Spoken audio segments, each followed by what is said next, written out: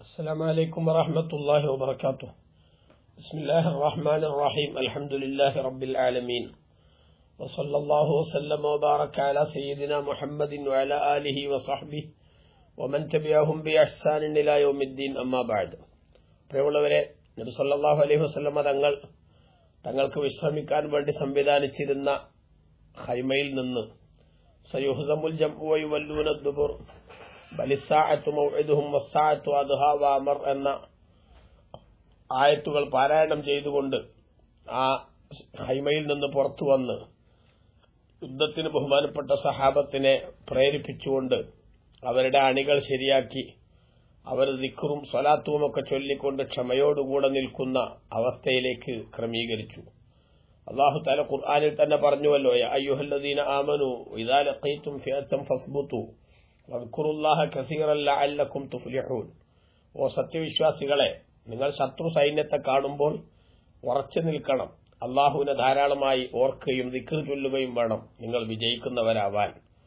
ഈ പ്രഖ്യാപനം വിശുദ്ധ ഖുർആൻ 8-ാം അധ്യായം സൂറത്തുൽ അംഫാലിന്റെ 45-ാമത്തെ ആയത്തിൽ നമുക്ക് കാണാൻ പറ്റും. അങ്ങനെ അതിനൊക്കെ ആവശ്യമായിട്ടുള്ള നിർദ്ദേശങ്ങളൊക്കെ നൽകി അതോടൊപ്പം നബി സല്ലല്ലാഹു അലൈഹി വസല്ലം തങ്ങൾക്ക് വിജയമുണ്ടാകുമെന്നും അതോടൊപ്പം തന്നെ സഹായത്തിനാവശ്യമായിട്ടുള്ള മലക്കുകളെ അല്ലാഹു തആല നിർദ്ദേശിച്ച മലക്കുകളെ നിയോഗിക്കുകയും ചെയ്തു. അല്ലാഹു ഖുർആനിൽ തന്നെ പറഞ്ഞുവല്ലോ, സൂറത്തുൽ അംഫാലിന്റെ 9-ാമത്തെ സൂക്തത്തിൽ അല്ലാഹു തആല പറഞ്ഞത് കാണാമല്ലോ, ഇദ് തസ്തഗീസുന റബ്ബക്കും ഫസ്തജാബ ലക്കും അന്നീ മുമിദ്ദുക്കും ബിഅൽഫിൻ മിനൽ മലായികത്തി മുർദിഫീൻ. അല്ലാഹു സുബ്ഹാനഹു വ തആല വിശുദ്ധ ഖുർആനിലൂടെ പറയാണ്, നിങ്ങൾ അല്ലാഹുവിനോട് സഹായം തേടി അല്ലാഹു നിങ്ങളുടെ പ്രാർത്ഥനയ്ക്ക് ഉത്തരം നൽകി. അങ്ങനെ 1000 മലക്കുകളെ, തുടരെ ഇറങ്ങി വരുന്ന 1000 മലക്കുകളെ കൊണ്ട് നിങ്ങളെ നാം സഹായിക്കുന്നുവെന്ന്. എന്നാൽ വിശുദ്ധ ഖുർആൻ തന്നെ സൂറത്ത് ആല ഇംറാനിൽ കൃത്യമായിട്ട് വിശദീകരിച്ചത് കാണാം. 3-ാം അധ്യായം സൂറത്ത് ആല ഇംറാനിൽ അല്ലാഹു തആല വിശദീകരിക്കുന്നുണ്ട്. 124, 125 സൂക്തങ്ങളിൽ അല്ലാഹു തആല പറയുന്നത് കാണാം. 3000 മലക്കുകളാക്കിയും പിന്നീട് അത് 5000 ആക്കിയും സൈന്യത്തെ അല്ലാഹു സുബ്ഹാനഹു വ തആല, മലക്കുകളുടെ അംഗസംഖ്യയെ അല്ലാഹു സുബ്ഹാനഹു വ തആല വർദ്ധിപ്പിച്ചുവെന്ന് അല്ലാഹു തആല സൂറത്ത് ആല ഇംറാനിൽ വിശദീകരിക്കുന്നുണ്ട്. അതോടൊപ്പം അല്ലാഹു സുബ്ഹാനഹു വ തആല മലക്കുകൾക്ക് പ്രത്യേകമായി നിർദ്ദേശം നൽകുകയാണ്. വിശ്വാസി സമൂഹത്തിന്റെ ഇടയിലേക്ക് ചെന്ന് അവരോട് നിങ്ങൾ സന്ദേശം അറിയിക്കണം, അന്നീ മഅക്കും ഇദ് യൂഹി റബ്ബുക ഇലൽ മലായികത്തി അന്നീ മഅക്കും ഫസബ്ബിതുൽ ലദീന ആമനൂ സഉൽഖി ഫീ ഖുലൂബിൽ ലദീന കഫറു റുഅബ ഫളരിബു ഫൗഖൽ അനാഖി വളരിബു മിൻഹും കുല്ല ബനാൻ. സൂറത്തുൽ അംഫാലിന്റെ 12-ാമത്തെ സൂക്തത്തിൽ അല്ലാഹു തആല വിശദീകരിക്കുന്നത് കാണാം. മലക്കുകൾക്ക് അല്ലാഹു തആല നിർദ്ദേശം നൽകുകയാണ്, വിശ്വാസി സമൂഹത്തിന്റെ ഇടയിൽ ചെന്ന് അല്ലാഹു നിങ്ങളോടൊപ്പം അവരുടെ സഹായമുണ്ടെന്നും അതുകൊണ്ട് ധൈര്യമായി അടിയുറച്ച് നിൽക്കണമെന്നും അവരോട് സന്ദേശം അറിയിക്കാനും അതോടൊപ്പം സത്യനിഷേധികളുടെ ഹൃദയത്തിൽ നാം അതിശക്തമായിട്ടുള്ള ഭയം വിശ്വാസികളെക്കുറിച്ച് ഇട്ടുകൊടുക്കാൻ പോകുന്നുണ്ടെന്നും അതോടൊപ്പം അവരുടെ ശരീരത്തിൽ നിങ്ങൾ വെട്ടുകയും അവരുടെ ശരീരത്തിൽ ആവശ്യമായിട്ടുള്ള അപകടങ്ങൾ വരുത്താൻ വേണ്ട സംവിധാനങ്ങൾ ചെയ്യുകയും ചെയ്യണം എന്ന് അല്ലാഹു തആല നിർദ്ദേശിച്ചുകൊണ്ട് മലക്കുകളെ അല്ലാഹു നിയോഗിക്കുകയുണ്ടായി. യുദ്ധങ്ങളിൽ നേരിട്ട് യുദ്ധം ചെയ്തത് ബദറിൽ മാത്രമാണെന്ന് ചരിത്രം രേഖപ്പെടുത്തുന്നുണ്ട്. മറ്റു പല യുദ്ധങ്ങളിലും മലക്കുകൾ ഇറങ്ങിയിട്ടുണ്ട്, അവരെ സഹായികളായി നിന്നിട്ടുണ്ടെങ്കിലും പക്ഷെ അവർ ആളുകളെ വെട്ടുകയോ അല്ലെങ്കിൽ അവരെ നേരിട്ട് യുദ്ധം നയിക്കുകയോ ചെയ്തിട്ടില്ല. അതുകൊണ്ട് തന്നെ ഈ ബദറിലെ ഏറ്റവും പ്രധാനപ്പെട്ട ഒരു സംഭവമായി ചരിത്രം രേഖപ്പെടുത്തുന്നുണ്ട്. അബൂജഹലിന്റെ കൂടെ അവന് അതിശക്തമായിട്ടുള്ള അഹങ്കാരം വർദ്ധിപ്പിക്കാൻ പറ്റും വിധത്തിൽ സഹായം ചെയ്തുകൊണ്ടും സപ്പോർട്ട് കൊടുത്തുകൊണ്ടും സുറാഖത്ത് ബിൻ മാലിക്കിന്റെ കോലത്തിൽ ഇബ്ലീസ് ലഅനത്തുല്ലാഹി അലൈഹി അവന്റെ ആളുകളെയും സംഘടിപ്പിച്ചുകൊണ്ട്, നിങ്ങളൊന്നും ഭയപ്പെടേണ്ടതില്ല, ലാ ഗാലിബ ലക്കുമുൽ യൗമ മിനന്നാസി വ ഇന്നി ജാറുൽ ലക്കും, ഇന്ന് നിങ്ങൾക്ക് സംരക്ഷണം നൽകാൻ ഞാനുണ്ട്, എന്റെ ആളുകളുമുണ്ട്, അതുകൊണ്ട് നിങ്ങളെ ഇന്ന് പരാജയപ്പെടുത്താൻ ആർക്കും സാധിക്കില്ല എന്ന് പറഞ്ഞ് അബൂജഹലിന് അഹങ്കാരം വർദ്ധിപ്പിക്കാൻ ആവശ്യമായ വിധത്തിലുള്ള സപ്പോർട്ട് കൊടുത്തുകൊണ്ട് നിന്നിരുന്ന ബനൂ മുദ്ലിജ് ഗോത്രത്തിലെ സുറാഖത്ത് ബിൻ മാലിക്കിന്റെ കോലത്തിൽ വന്ന ഇബ്ലീസും അവന്റെ ആളുകളും റെഡിയായി നിൽക്കുമ്പോഴാണ് മലക്കുകൾ ഇങ്ങനെ അണിയായി സഫായി ഇറങ്ങുന്നത്, ലാൻഡ് ചെയ്യുന്നത്, ബദറിൽ ലാൻഡ് ചെയ്യുന്നത് ഇബ്ലീസ് കാണുന്നത്. അത് കണ്ടതോടുകൂടി അവൻ പറഞ്ഞു, ഇന്നി അറാ മാ ലാ തറൗന ഇന്നി അഖാഫുല്ലാഹ വല്ലാഹു ശദീദുൽ ഇഖാബ്. അല്ലാഹു തആല അള്ളാഹുവിനെ ഞാൻ ഭയപ്പെടുന്നു, നിങ്ങൾക്ക് കാണാൻ പറ്റാത്ത പലതും എനിക്ക് കാണാൻ പറ്റുന്നുണ്ട്, അതുകൊണ്ട് ഞാൻ ഇവിടുന്ന് തടിയെടുക്കുകയാണ് എന്ന് പറഞ്ഞ് നിർണായക ഘട്ടത്തിൽ അബൂജഹലിനെ പാലം വലിച്ച് പണിതു പോയ ആ ചരിത്രം കൂടി ഈ ബദറിന്റെ രംഗത്ത് രസകരമായി നമുക്ക് മനസ്സിലാക്കാൻ സാധിക്കും. ഏതായാലും അങ്ങനെ യുദ്ധം കൊടുമ്പിരിക്കൊള്ളുന്നു. അതിശക്തമായിട്ടുള്ള പോരാട്ടം, ഇഞ്ചോടിഞ്ച് പോരാട്ടം നടക്കുകയാണ്. ആ പോരാട്ടത്തിന്റെ ഘട്ടത്തിലേക്ക് നബി സല്ലല്ലാഹു അലൈഹി വസല്ലം തങ്ങൾ കൂടി വരുമ്പോ അലി ഇബ്നു അബീ താലിബ് റളിയല്ലാഹു അൻഹു മുത്തുനബിന്റെ യുദ്ധത്തിന്റെ രംഗങ്ങൾ വിവരിക്കുന്നിടത്ത് കാണാം, ആ സംഘത്തിന്റെ കൂട്ടത്തിൽ ഏറ്റവും ശക്തനായി വന്ന് യുദ്ധത്തിന് കൃത്യമായിട്ടുള്ള നിയന്ത്രണം നടത്തുന്നത് റസൂലുള്ളാഹി സ്വല്ലല്ലാഹു അലൈഹി വസല്ലം തന്നെയായിട്ടാണ് ഞങ്ങൾക്ക് കാണാൻ സാധിച്ചത്. ആ യുദ്ധം ഒരു ഘട്ടം കഴിഞ്ഞപ്പോൾ നബി സല്ലല്ലാഹു അലൈഹി വസല്ലം തങ്ങൾ ഒരു പിടി ചരൽക്കല്ല് തന്റെ കൈകൊണ്ട് വാരിയെടുത്ത് ആ ശത്രുക്കളുടെ നേരെ നോക്കി ഷാഹത്തിൽ വുജൂഹ് എന്ന് പ്രഖ്യാപിച്ചുകൊണ്ട് ആ ചരൽക്കല്ല് അവരുടെ നേരെ എറിഞ്ഞു. അതെറിഞ്ഞപ്പോൾ എന്നിട്ട് നബി തങ്ങൾ സഹാബത്തിനോട് പറഞ്ഞു, ധൈര്യമായിട്ട് പോരാട്ടത്തിന്റെ രംഗത്ത്, യുദ്ധത്തിന്റെ രംഗത്ത് മുന്നേറുക എന്ന് നിർദ്ദേശിക്കുകയും ചെയ്തു. ഈ ഏറ് നടന്നപ്പോൾ ഓരോ മുശ്രിക്കിന്റെയും കണ്ണിൽ ആ കല്ലിന്റെ അംശങ്ങൾ ചെന്ന് വീഴുകയും ഒരല്പസമയത്തേക്ക് അവർക്ക് ഒന്നും കാണാൻ പറ്റാത്തൊരു സാഹചര്യം ഉണ്ടാവുകയും ചെയ്തു.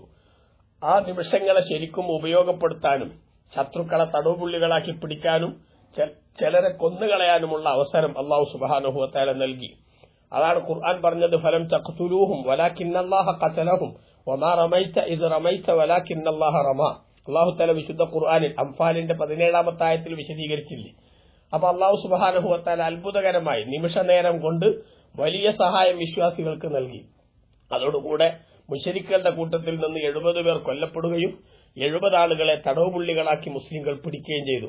കൊല്ലപ്പെട്ടവരുടെ കൂട്ടത്തിൽ ഉത്ബത്ത്, ഷൈബത്ത്, അബൂജഹൽ, ഉമയ്യത്ത് ബിൻ ഖലഫ്, സുൽഖത്ത് ബിൻ അസ്വദ് തുടങ്ങി കേമന്മാരായിട്ടുള്ള ലീഡേഴ്സ് തന്നെ ആ കൂട്ടത്തിലുണ്ടായി. അതോടൊപ്പം തന്നെ തടവുപുള്ളികളാക്കി പിടിക്കപ്പെട്ട കൂട്ടത്തിലും ഉഖബത്ത് ബിൻ അബീ മുഅയ്ത്ത്, നദർ ബിൻ ഹാരിസ്, അംറു ബിൻ അബീ സുഫിയാൻ, വലീദ് ബിൻ വലീദ് തുടങ്ങിയിട്ടുള്ള കേമന്മാരായ ഖുറൈശികളിലെ പ്രമുഖന്മാരായിട്ടുള്ള ധാരാളം ആളുകൾ ഉണ്ടായിരുന്നു. അങ്ങനെ കൊല്ലപ്പെട്ട പിന്നീട് ബാക്കിയുള്ള ആളുകൾ ഓടി രക്ഷപ്പെടാണല്ലോ. പിന്നെ ഇവരുടെ ഡെഡ് ബോഡി എടുക്കാൻ പോലും ആരെയും കിട്ടാനില്ല. ആ വിധത്തിൽ മുസ്ലിമീങ്ങൾ തന്നെ അവരുടെ മരിച്ചു കിടക്കുന്ന ആളുകളുടെയൊക്കെ ഡെഡ് ബോഡി ഖലീബ് പൊട്ടക്കിണറ്റിലും അതേപോലെ പരിസരത്തുമൊക്കെ സംസ്കരിക്കുന്ന രീതി സ്വീകരിച്ചു എന്ന് ചരിത്രം രേഖപ്പെടുത്തുന്നുണ്ട്.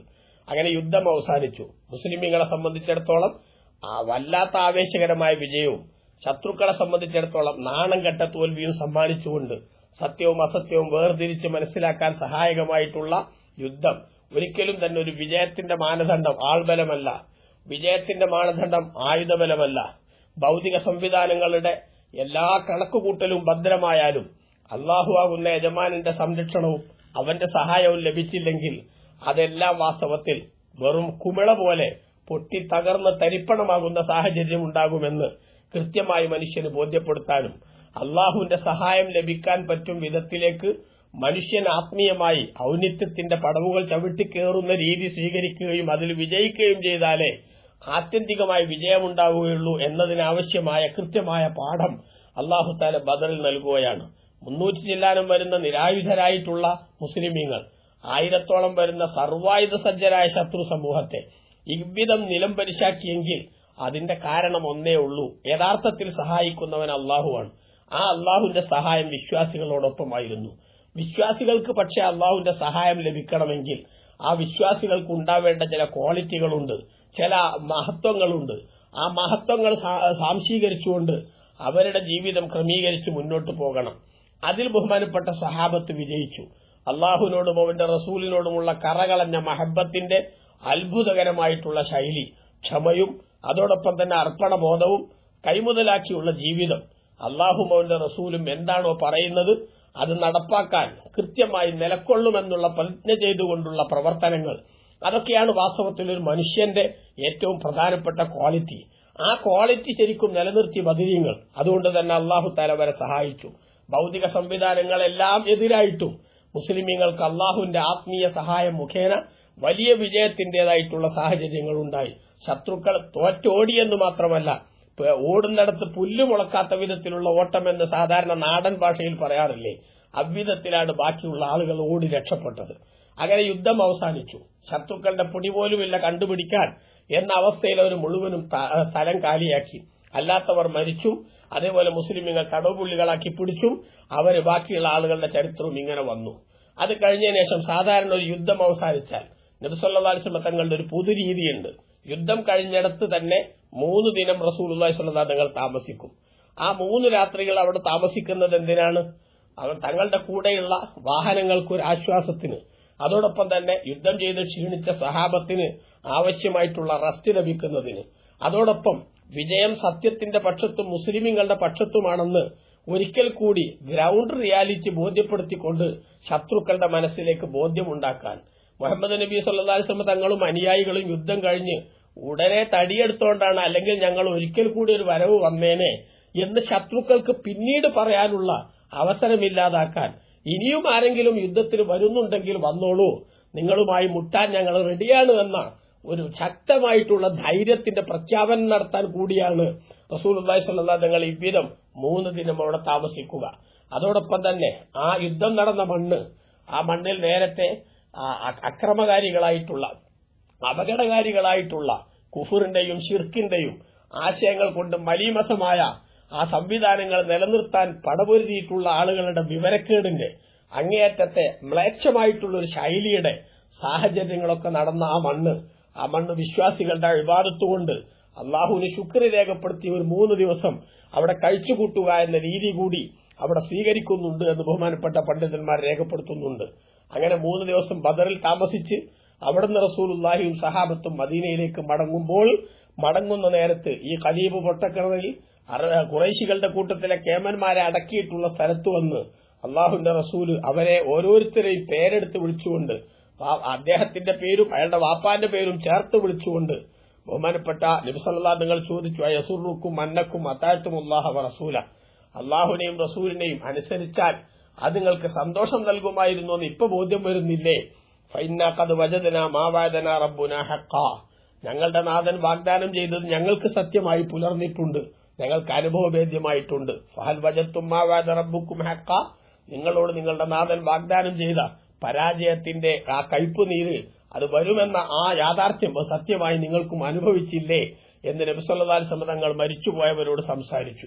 അപ്പോൾ ഉമർ ഇബ്നുൽ ഖത്താബ് റളിയല്ലാഹു അൻഹു മുത്തുനബിയോട് ചോദിച്ചു, നബിയെ കൈഫ തുകല്ലിമു അജ്സാദൻ ലാ അർവാഹ ഫിഹാ, ആത്മാക്കളില്ലാത്ത ശരീരങ്ങളോട് തങ്ങൾ എങ്ങനെ സംസാരിക്കുന്നു എന്ന്. നബി തങ്ങളുടെ മറുപടി മരിച്ചോര് കേൾക്കൂല എന്നല്ല, മറിച്ച് മാൻതും ബി അസ്മാഇ മാ അഖൂലു മിൻഹും, നിങ്ങൾക്ക് അവർ കേൾക്കുന്നതിനേക്കാൾ കൂടുതലായിട്ട് നിങ്ങൾ കേൾക്കുന്നില്ല.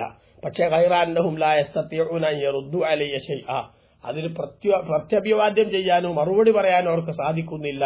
അവരതെല്ലാം മനസ്സിലാക്കുന്നുണ്ട്, എല്ലാം അവർ കേൾക്കുന്നുണ്ട് എന്ന് നബി സല്ലല്ലാഹു അലൈഹി വസല്ലം തങ്ങൾ ഉമർ റളിയല്ലാഹു അൻഹുവിനോട് മറുപടി പറഞ്ഞത് ഇമാം ബുഖാരി തന്റെ സഹീഹിന്റെ 3976 നമ്പർ ഹദീസായിട്ട് ഉദ്ധരിക്കുന്നത് നമുക്ക് കാണാൻ സാധിക്കും. അങ്ങനെ റസൂലുള്ളാഹി സ്വല്ലല്ലാഹു അലൈഹി വസല്ലം തങ്ങൾ ആ ബദറിൽ നിന്ന് തിരിച്ചു വരുമ്പോ നോക്കൂ, മുസ്ലിമീങ്ങളെ സംബന്ധിച്ചിടത്തോളം മുസ്ലിമീങ്ങളിൽ നിന്ന് 14 പേരാണ് യുദ്ധത്തിൽ രക്തസാക്ഷികളായത്. ബഹുമാനപ്പെട്ട മുഹാജിറുകളിൽ നിന്ന് 6 പേരും അൻസാറുകളിൽ നിന്ന് 8 പേരും.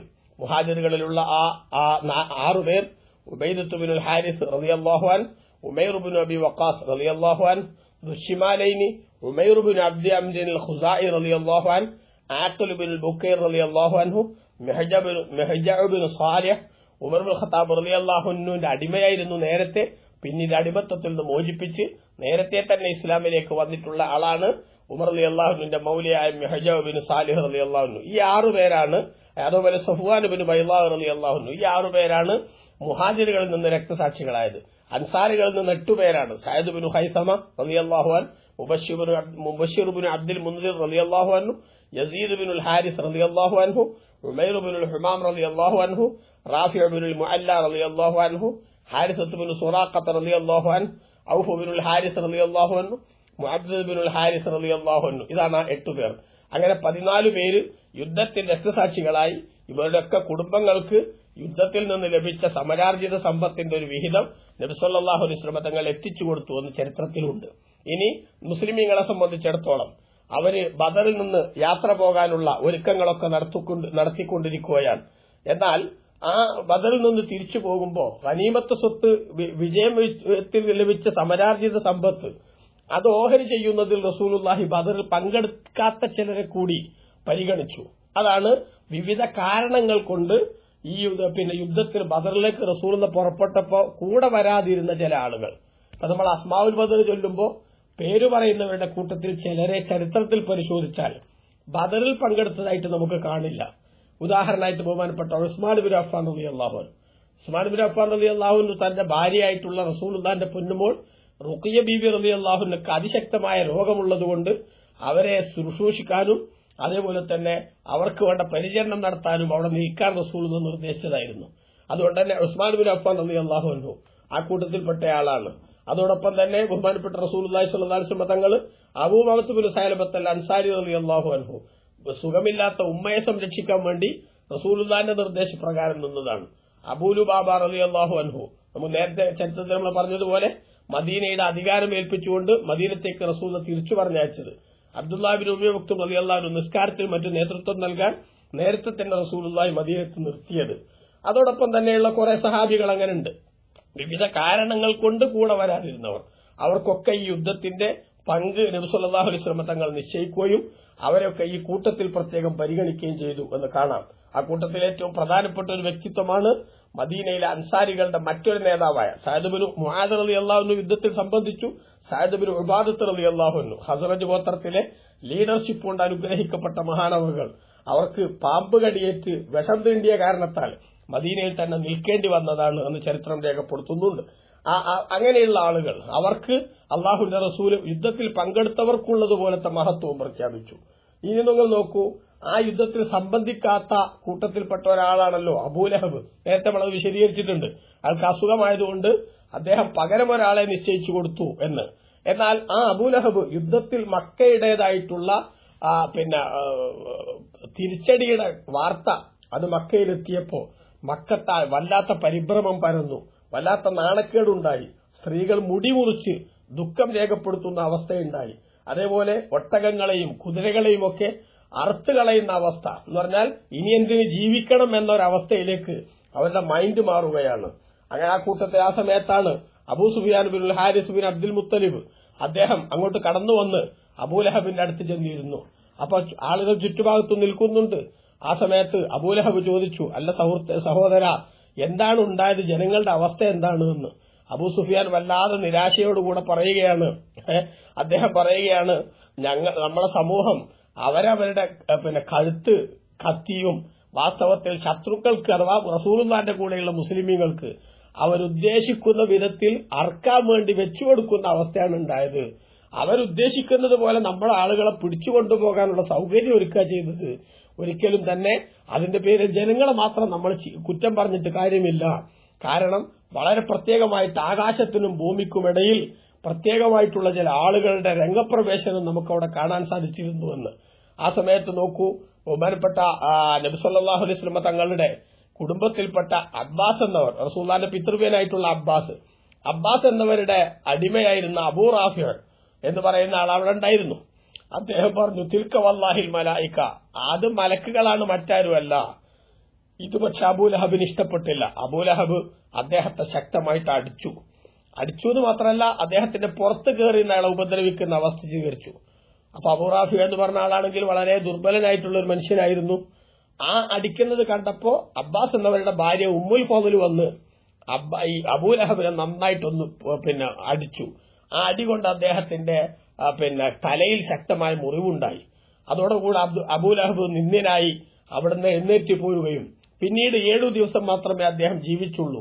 ആ 7 ദിവസം ജീവിക്കുമ്പോഴേക്ക് തന്നെ അദ്ദേഹത്തിന് ഈ ചൊള്ള പോലുള്ള ഒരു മാരകമായിട്ടുള്ള ഒരു രോഗം ബാധിക്കുകയും അക്കാലം കൊണ്ട് അയാൾ മരിക്കുകയും ചെയ്തു. മരിച്ചപ്പോ അദ്ദേഹത്തിന്റെ 2 ആൺമക്കൾ കൂടെ ഉണ്ടായിട്ടും അവരദ്ദേഹത്തിന്റെ മയ്യത്തെടുക്കാനോ അതിനെ സംസ്കരിക്കാനോ പോലും ധൈര്യം കാണിച്ചില്ല. കാരണം ഈ പകർച്ചവ്യാധി ഇവരിലേക്ക് പകരുമോ എന്ന് ഭയപ്പെട്ടുകൊണ്ട്. അങ്ങനെ നാറുന്ന ദുർഗന്ധം വമിക്കുന്ന ഒരവസ്ഥയിലേക്ക് എത്തുമ്പോ ഖുറൈശികളിൽപ്പെട്ട ഒരാൾ വന്ന് ഈ മക്കളെ ശകാരിക്കുകയും ഞാനും കൂടെ കൂടാം, എന്തെങ്കിലും ചെയ്തത് മറക്കണല്ലോ എന്ന് പറഞ്ഞ് ദൂരെ നിന്ന് വെള്ളമൊഴിച്ച് അവര് അദ്ദേഹത്തെ ഒരു മതിലിന്റെ അടുത്ത് കൊണ്ടുപോയി വെച്ച് അതിന്റെ മുകളിൽ പ്രത്യേകം കല്ലുകൊണ്ട്, അത് കുഴി കുഴിക്കാനൊന്നും നേരല്ല, അതുകൊണ്ട് കല്ലുകൊണ്ട് ഒരു പ്രത്യേക സംവിധാനം ഉണ്ടാക്കി അതിന്റെ ഉള്ളിൽ മറക്കുന്ന രീതി സ്വീകരിച്ചു. അങ്ങേറ്റം പരാജിതനായ അബൂലഹബിന്റെ അന്ത്യം ഇவ்விதം നാണം കെട്ട രീതിയിലായിരുന്നു. കാരണം ഖുർആൻ നേരത്തെ പറഞ്ഞിട്ടല്ലോ, തബ്ബത് യദാ അബീ ലഹബിൻ വതബ്ബ്, അബൂലഹബിന്റെ കൈകൾ അഥവാ അബൂലഹബ് തന്നെ നശിക്കട്ടെ, അവൻ നശിച്ചിരിക്കുന്നു എന്ന് പറഞ്ഞില്ലേ, അതിന്റെ പുലർച്ച നമുക്ക് അവിടെ കാണാൻ സാധിക്കുന്നു. അങ്ങനെ മുസ്ലിമീങ്ങൾ വളരെ സന്തോഷത്തോടുകൂടെ ബദറിൽ നിന്ന് ആ നാട്ടിലേക്ക് മദീനയിലേക്ക് വരികയാണ്. ഇൻഷാ അല്ലാഹ് അടുത്ത ക്ലാസ്സിൽ പറയാം. വസല്ലല്ലാഹു അലാ സയ്യിദിനാ മുഹമ്മദ് വആലിഹി വസഹബിഹി വസല്ലം. അൽഹംദുലില്ലാഹി റബ്ബിൽ ആലമീൻ. അസ്സലാമു അലൈക്കും വറഹ്മത്തുള്ളാഹി.